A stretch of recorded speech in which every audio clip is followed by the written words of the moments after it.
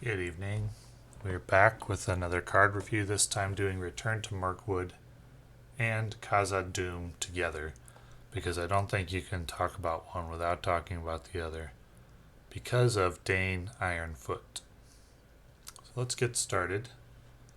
Return to Mirkwood first. Dane Ironfoot is the hero. 1, 2, 3 stats, 11 threat, 5 health. While Dane Ironfoot is ready, dwarf characters get +1 attack and +1 questing. That is very strong, especially considering Khazad-Dum is a dwarf-focused expansion. In multiplayer, this is extremely strong. In solo, we have to consider what we need from our 3 primary questers. We need a questing-focused champion. Right now, that's Eowyn, who has 4 questing ability, possibly 5 if you discard a card. The dwarves, even with the Khazad-Dum dwarves, they don't have a champion that can match that, even with Dane's buff. The best they can do is 3. So they're slightly weaker than what we currently have in questing ability early game. They get stronger later game the more dwarves you put out. But earlier game, they're going to be slightly worse in questing ability. Combat, they've got Gimli. They do fine at combat. Gimli's amazing. Defense. Frodo Baggins is the current defender. He's able to convert threat into defense for big attacks. Dane is not as good as Frodo is at defense. So you need chump blockers that you wouldn't need in a deck with Frodo as your defender. Dane can take a hit from a forest troll or hill troll, 6 attack. He can take 1 hit. Frodo can take a hit from a troll each turn. So you've got slightly worse questing ability and slightly worse defense in exchange for more questing ability later. That's what you get with the dwarves. Therefore, your deck building should be built around compensating for the dwarves' weakness early. So let's see which cards we're going to want to use to do that. So I do want to build a deck with dwarves because it's fun to use new cards. And I want to see how good they are in solo. I know they're really good in multiplayer because you can get that many more non-unique dwarves out with multiple players and play all available dwarf heroes between the 2 or 3 or 4 of you, which is amazing with Dane. I want to see how good they are in solo, considering they are a little weaker in the early game in their questing ability. On to the next cards. Dunedain's Signal. 1 cost attached hero gains Sentinel. That's garbage in solo. Flat out garbage. In multiplayer, I don't think it's that good either, since I don't recall using Sentinel. Sentinel's like an ability when you don't send the enemies to the right players, engagement-wise. That's the way I see it, so I don't think this is a good card. Dawn Take You All. Play after shadow cards have been dealt. Each player may choose and discard 1 shadow card, so it doesn't take out all the shadow cards. So best case scenario, let's say you have 4 players, all who have an engaged enemy. That's a rare situation, but let's say you do. Shadow cards, they have an effect, half the time maybe? Depending on the deck. So best case scenario, you're getting rid of 2 shadow effects. Most of the shadow effects are fairly mild, but some quests have bad ones. The best case scenario is what's needed to make this a good card. Solo, it's never going to be a good card. The effect is nice, it's overcosted. Needs to cost 1 to be good in solo, but it's overcosted because it's off sphere. Blue sphere is what Spirit Sphere is what cancels shadow effects right now. And so this card's off sphere, and that's why it's overcosted, but that makes it not good. Unless you just have brutal shadow effects that you need to cancel. But you don't even get to cancel a shadow effect, you have to cancel it face down, which means sometimes you're going to be paying 2 and spending a card to do nothing. It's not good. It's too random. Too expensive. Eagles of the Misty Mountains, 4 cost for 2/2/2 stats plus 4 Gets +1/+1 after an eagle leaves play. It's too expensive for a tactics card. If you're running Citadel Plate for Gimli, that's better. You don't run two high cost cards in tactics, as I've mentioned before, because you don't get the chance to play them. What if you were only running this card? It's not terrible. I don't understand why it doesn't have ranged. Some of the eagles do, right? It's not terrible. But I think it's going to be overshadowed, and it's expensive. It's not terrible. It definitely have a place in a fun deck. I think that's where you're running eagles. If you're building an eagle deck, it's a fun deck, not the best deck you can make. That's the general theme of the Eagles cards. I haven't really seen one where I thought, yeah, that's really good. So this card, you're probably running it just as a 2/2/2. You're not going to get the effect off much. And it's a little overcosted for that. Haldir is a 4-cost 2/2/2, and he gets ranged also. Plus he's an elf, which can come into play for future card effects. Support of the Eagles. Exhaust. You put it on a tactics hero, you exhaust it to add an Eagle ally's attack or defense to your heroes. It's overcosted. It's a fun card. Hard to set up and overcosted, so it's for fun decks. Westroad Traveler, 2-cost, 2 questing ability. That's nice. 1 defense. After you play Westroad Traveler from your hand, switch the active location with any other location in the staging area. Which is, I saw a ruling that says you have to do that if you have an active location and a location in the staging area. Which means there's going to be times when you don't want to play this because you don't want that effect, which makes it a niche card. There's also going to be times where it sits in your hand because you're waiting for a time when this effect will be beneficial. I like the 2-for-2 willpower, but its effect is going to be difficult to pull off exactly when you want to. There'll be times when you don't want to play it, which is disastrous for a card, where it's going to have negative value. And there's going to be times where you're waiting for it to be good. So it's niche, I think. Niche card. Astonishing Speed. Until the end of the phase, all Rohan characters get +2. Another situational card. It's going to be good in some situations. It's going to sit in your hand for a while at times. It's going to be bad when you're behind. You're going to want to play cards that are more effective a greater amount of the time. There will be times when you need to blitz through a large progress token requirement, and you've got the Rohan characters if you're playing that kind of deck, and you're really going to be glad for this card. It may even win you a game. You're also going to have times when it's just going to sit there doing nothing. I like cards that are less swingy, less all or nothing, or good in a variety of situations. So I don't think I'd play this as it is right now. Mirkwood Runner, 3-cost, 1/2, 2 health. While attacking alone, the defending enemy does not count its shields at all. Interesting.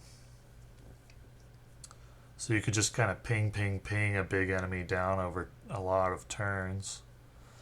I think that's its problem. It takes too many turns. You're going to want the card for its text against high shield enemies. But the thing about high shield enemies is they usually have high health too. So you're talking 3-4 turns for it to take down a high shield enemy solo. And that's too long. Too long to wait. Most games. Especially solo. Most solo games you have to end quickly or they're going to end you. And so I think this takes too long for solo play. In multiplayer, if you had multiple of these attacking alone, sure. Like multiple players playing them attacking alone. But I still think it's probably too slow in multiplayer. It might be worth a look. If you buffed it with some damage like weapons, how would you do that right now? I think it's interesting. It's too slow though right now. Too slow. Rumor from the Earth. Look at the top card of the encounter deck. Then you may pay one lore resource to return Rumor from the Earth to your hand. There's better ways to do that. Henemarth or Denethor. So if you need to do that, look at the top card of the encounter deck. I think there's better ways to do it. I don't know why you would ever play this over Henemarth. Yep. And I don't know why you would play them both. Would you need to look at the top card so desperately that you would include 6 ways to do it? No, you're playing Henemarth if you need to do that. I think Shadow from the Past, move the top card of the encounter discard pile to the top card of the encounter deck. So this is like a card for when you're looking for an objective and it goes to discard from being a shadow card or something. You could bring it back. That's extremely situational. You wouldn't include this in every deck. There might be a few you might want it. There might be. Not often. I don't like cards like this where they're only good in one specific situation and useless in others. So I probably wouldn't play it, but it could have a use. None of these cards are essential to have. None of them are even really that good, except for Dane, who's exceptional and you're definitely going to want. So I guess they didn't want to make this AP too overpowered. It's Dane. That's why you get this AP. And yeah, for multiplayer, and you'll need it. For single player, he's not essential to beating the Khazad-Dum quest. You could do it without any of the Khazad-Dum or Return to Mirkwood cards pretty, not easily, but you can do it. Roughly equivalent to a dwarf deck, honestly. Roughly equivalent with Eowyn, Frodo, and Boromir. Yeah. Dwarves are, I think, a little bit better because they ramp up to greater heights once you get out of the early game. But the deck we've been using for Dead Marshes and Return to Mirkwood is still very strong against the Khazad-Dum quests. Roughly equivalent, maybe a little worse than a dwarf deck. Nonetheless, we're going to play a dwarf deck for the Khazad-Dum quest because it's new and it's a new concept and I like new. It's more interesting. So, on to the Khazad-Dum cards. Dwalin, a tactics dwarf hero, 9 threat, 1/2/2, 4 health. After Dwalin attacks and destroys an orc enemy, lower your threat by 2. His questing power is too low. There's other options. Dwarves already are a little weak in questing power. In the early game, his questing power is too low. I wouldn't play him. Unless I really, really needed a tactics hero and I wanted to play dwarves. So 1 is just too low. When dwarves were already weak on questing power. If we had a 4 questing power dwarf, then we could do a 1 cost. But when you already have Dane, who's not going to be questing, you put him in there, you're going to be weak in the early game, I think. Biffer, 7 threat, that's nice. 2/1/3, 3 health, pay 1 resource to add 1 resource once per round. Okay, you're going to want to use him because there's a bunch of good dwarves, non-unique dwarves in lore, and I think he's the only lore dwarf hero, so yeah, he's going in your dwarf deck for now. Him, Dane, and the third one could be a little bit debated, but I'd go with Gimli. Maybe that other tactics one, but I really like Gimli. He gets buff and he hits hard. And he has 2 willpower. And the other guy, what's his name? Thane, I think. He only has 1 willpower. His effect is nice, but you're going to be weak on willpower if you use him, so it's going to be Biffer and Gimli and Dane, I think. Narvi's Belt, This is bad quality picture, but you attach to a dwarf hero for 2. You exhaust the belt to give the hero a resource icon of your choice. Can be from any sphere for the end of the phase. So it's a more expensive version of the songs, but it can be used to fill any resource. So you would use this in like a 2-sphere deck where you wanted access to the other 2 spheres. I think if you're using a 3-sphere deck, you still only want a song if you're going to go for the other sphere, and not a song and Narvi's belt, or not just Narvi's belt, because it's more expensive and it's unique, which means you can somehow at times have a use for 2 songs.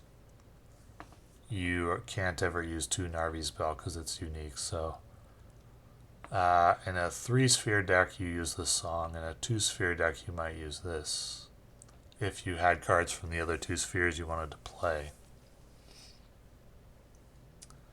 Durin's Song. Choose a dwarf hero. The hero gets +2/+2/+2 until the end of the round. So you can quest and fight if you had Unexpected Courage. Good card. Always put it in your dwarf deck. Good card. It's going to go in every dwarf deck. Ever Onward. After players quest unsuccessfully, choose a player. That player does not raise his threat. Why would you build a deck planning on questing unsuccessfully? It's also 3, but don't build decks that plan to quest unsuccessfully, I don't think. You could play it in case you quest unsuccessfully, like bad luck happens.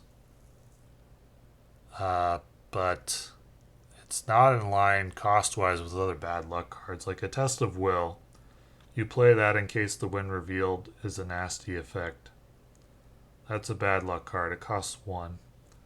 If this costed 1, it'd be a good bad luck effect. 2 could be a debate. 3 is too expensive. So don't play planning on questing unsuccessfully. I think it's too expensive for a bad luck card. Veteran of Nandu-Hirion. 4 costs, 3 damage, 2 shields, 3 health. Enters play with 1 damage on it. I like the high attack. I think it's too expensive for a tactics card though. Is it? In a deck where you're running Gimli and Citadel Plate, it's too expensive. You're never going to be able to get both of those out in one game unless you're running Steward on your Tactics hero. So if you're running Steward on your Tactics hero, throw it in there. If not, it's too expensive. Run Citadel Plate on Gimli for your attack. Also, it's redundant. Dwarves don't struggle with attack. You don't need more attack. You need more shields or questing in your dwarf deck. So this is redundant. Dwaro Delph Axe. Attached character gets +1. And deals 1 damage to a defending enemy. It's good. It's redundant. You're not going to need this and a buffed Gimli and Dane buffing attack. So it's good. It's just not what dwarves need. Kazad, same story. Dwarf character until the end of the phase. The character gets +3. I wouldn't run either of these cards. Not because they're bad, just because they're overkill. It's like you buff Gimli with Citadel Plate, Dwaro Delph Axe, and Khazad. There might be a situation where you need that much attack. Like, one Citadel Plate is already 6. Let's say you put 7 tokens on Gimli, that's 9, 10, 11, 12, 13, 14 attack. What do you need 14 attack for? Like the Watcher in the Water one-shot? I mean, they're good cards. They're just overkill most of the time. Except in some very unique situations when they're going to be good. But most of the time they're going to be overkill. Because dwarves are already good at attack. Because of Gimli. Ancestral Knowledge. Exhaust a dwarf to place 2 progress on the active location. 4 if it's underground or mountain. It's good if it's an underground or mountain as the active location. If it's not, it's 2 progress on the active location. And you have to exhaust a dwarf, so why wouldn't you just commit that dwarf to the quest and save your card slot? Because most dwarves quest for 2 or thereabouts. You might gain 1 extra progress if it's a dwarf that only quests for 1. So it's good if it's underground or mountain. It's lackluster if it's not. So it's too situational to be good, I think. But if you're struggling to clear underground or mountain spots, you could throw it in there. But if you're struggling to clear underground or mountain spots, you may have designed an inefficient or low quest power deck. There are some hero combinations where that might be the case, like if you're running Dwalin or something and you're struggling with location control, you could put that in. Erebor Record Keeper, 1 cost 1. Love the 1 cost. That's going to help so much with early game questing. Covers one of the dwarves' weaknesses. You probably want to mulligan this every game you're playing dwarves. Can't attack or defend, who cares? Exhaust him and pay 1 resource to choose and ready a dwarf character. So he even scales into the late game. Great card. Put it in every dwarf deck where you've got a lore hero and mulligan for it to cover your early game weakness with dwarves, which is questing.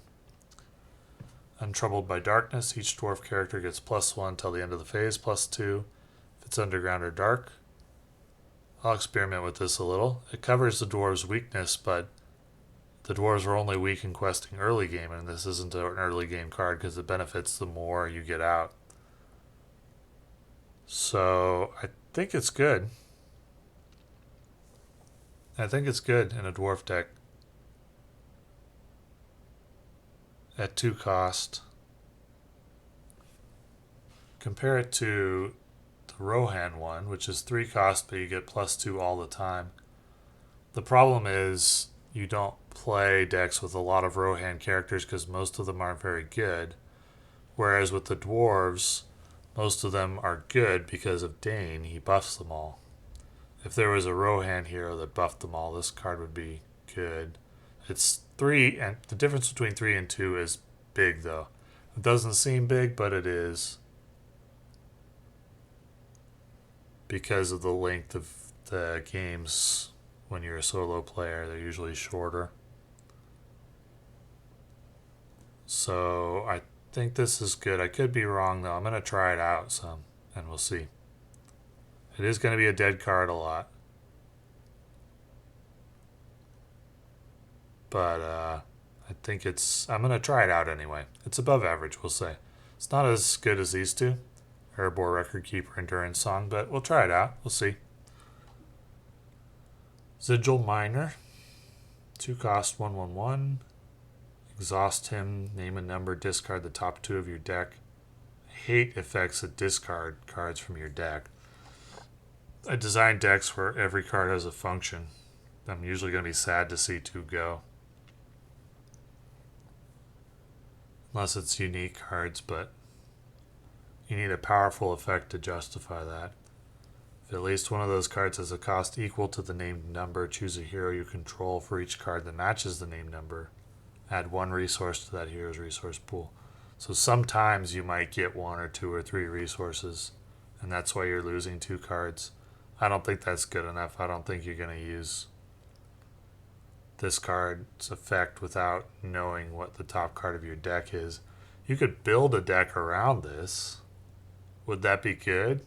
I don't know. Maybe there's some combo I'm not seeing, but I don't think so. Now, 2 cost for 2/2/1, which is what you get with Dane, is good. If you're running tactics, I'd probably play that just for the stats. It's worse than Erebor Hammersmith, which is a 1/1/1/3 and has an effect that doesn't go off a lot, but it does sometimes. It's not very good, but there's a lack of dwarves right now, allies with questing power. When I build my dwarf deck, I'm probably going to have to include some dwarves that have 0. So you might be worth a look just for that. The 1 questing power. But quickly going to be replaced when better cards come out. Boots from Erebor. Attached to a dwarf or hobbit. Attached character gets +1 hit point. So it covers the dwarf weakness, which is defense, at least weak compared to Frodo, but doesn't cover it a lot. Like, it's not going to enable you to take another hit from a troll.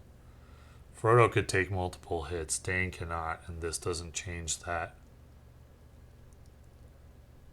This does. Because let's say you lose the first turn quest by 1 or 2, and then you play this and you don't lose it. That can keep you under a threat threshold that would otherwise engage a powerful enemy and save you a hit from that enemy. So that is very good. That is very good. That is not enough to cover their weakness.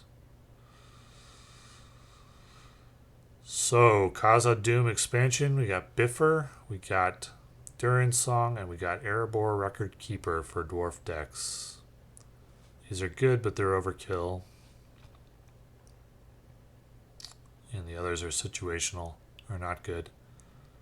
And in Return to Mirkwood, we just have Dane. If you're going to buy one, you're going to buy both. A little disappointing to only get Dane out of Return to Mirkwood, but it is what it is. Overall, it'll be fun to play, I think. Fun to play. A little bit painful in the early game, but should ramp up well into the end game. Thanks for watching.